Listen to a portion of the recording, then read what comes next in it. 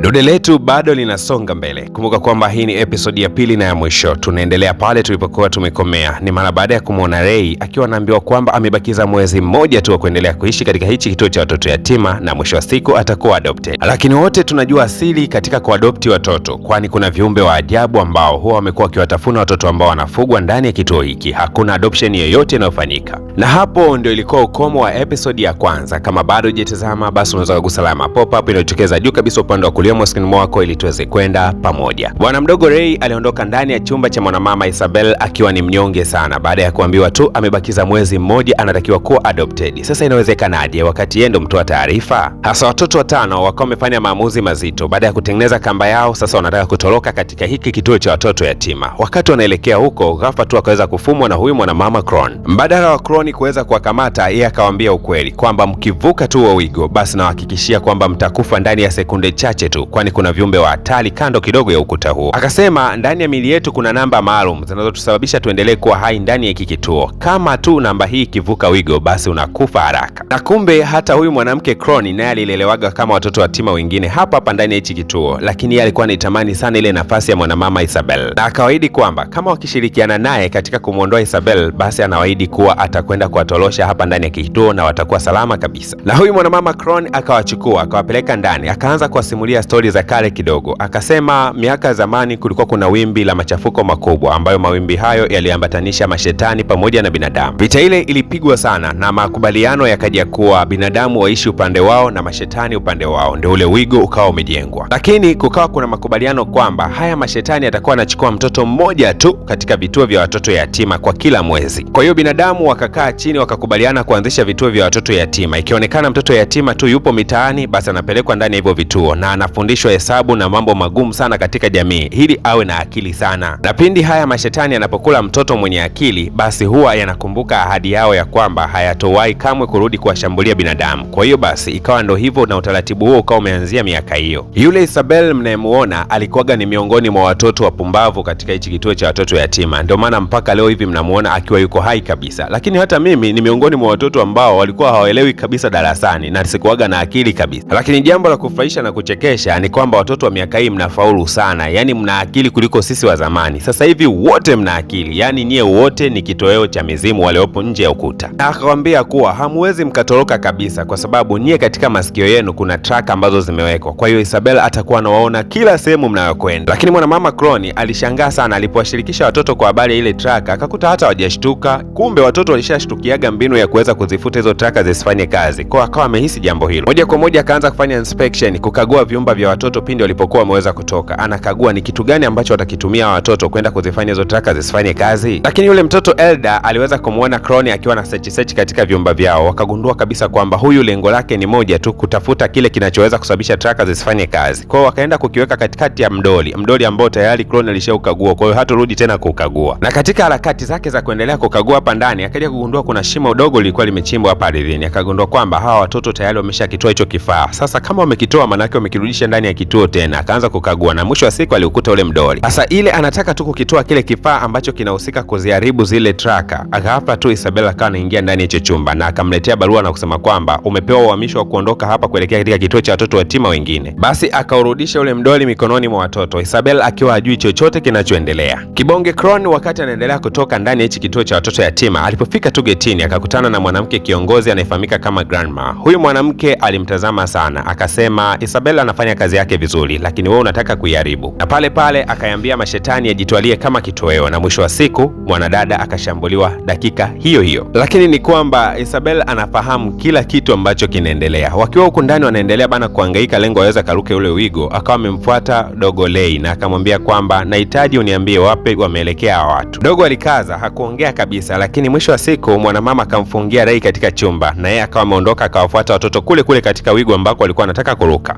Alichokiongea Isabella ni kimoja tu, nawapatia kila kitu mnachokihitaji katika maisha yenu, michezo mizuri, kila aina ya chakula ambacho mnakitaka, masomo na kila kitu, lakini leo mnataka kutoroka, wapumbavu nyie. Akawa amemkaba Emma. Sasa Norman ambaye alikuwa ameshaanza kuzitibua akajikuta amesimama kwa sababu hawezi akamwacha bidada Emma, na Isabel akatoa onyo kwamba wakitoroka basi siku zao zitapunguzwa zaidi, kwa sababu Norman siku yake ya kufa itakuwa ni kesho. Sasa hasemi siku ya adoption bali anasema siku ya kufa. Watoto walikuwa na waza usiku mzima, itakuwaje kwa Norman pindi kesho atakapotolewa sadaka, lakini Norman akasema tukufa kizembe, nitahakikisha lazima na mwenyewe nafanya jambo. Na kabla hata hajatolewa kafara, kwanza kabisa akatembelea ule ukuta, akapanda mpaka juu, lakini alipotaka kuruka upande wa pili akagundua kwamba kule ni kurefu zaidi kuliko huko ndani alikoingilia. Lakini Norman aliwacholea mchoro hawa watoto wenzake na kuambia kwamba kama mkiweza kufanikiwa kutafuta daraja, basi naamini mtakwenda kutoka salama katika eneo hili, lakini kama mkitumia kamba ni pagumu sana. Wewe bwanae, hayawi sasa yakawa amekuwa. Kesho yake Norman ndio hivyo anachukuliwa kupelekwa kwa mashetani kwa sababu siku yake ilikuwa imefika. Yaani Norman alikuwa amejipanga kweli kweli, akawa anaenda kiujasiri kabisa. Wenzake wanasikitika kwa hili, lakini yeye ameenda anajiamini sana. Akafika mpaka katika eneo la geti, akakutana na mwamba mmoja anaitwa Peter, akasema kuwa mimi ndiye ambaye nayaongoza mashetani haya kula binadamu. Alichokiongea Norman kilikuwa ni cha huzuni lakini chini ujasiri. Akasema sidhani kama utambulisho wako utanisaidia mbinguni ninakoelekea. Acha tu nitafunwe na hayo mashetani. Na ni kweli kabisa, mashetani akapita na Norman dakika hiyo hiyo. Bidada Emma alishinda akiwa analia tu ndani ya kituo cha watoto yatima. Isabella akawa amemfuata, akasema ninahitaji wewe uje kuwa mama katika hichi kituo miaka ya mbeleni. Kabidada Emma akalilia sana, lakini huko upande wa pili tunaishwa Dogorei akiwa amegamia mti, ana huzuni vibaya sana. Matumaini yao wote yakawa yamekwisha kabisa, wakiamini kwamba kuanzia sasa hivi hakuna tumaini la kutoka salama hapa. Ana mtu pekee alikuwa akijiamini sana, na mtu ambaye alikuwa anafanya maamuzi kwa haraka alikuwa ni Norman, lakini sasa huyo mtu ambaye alikuwa kipaumbele cha yote hayupo tena. Alafu Isabel alipotoka kwa Emma akamfuata Ray na akamwambia kuwa usisahau kwamba mwezi ujao ni zamu yako kuwa adopted, sawa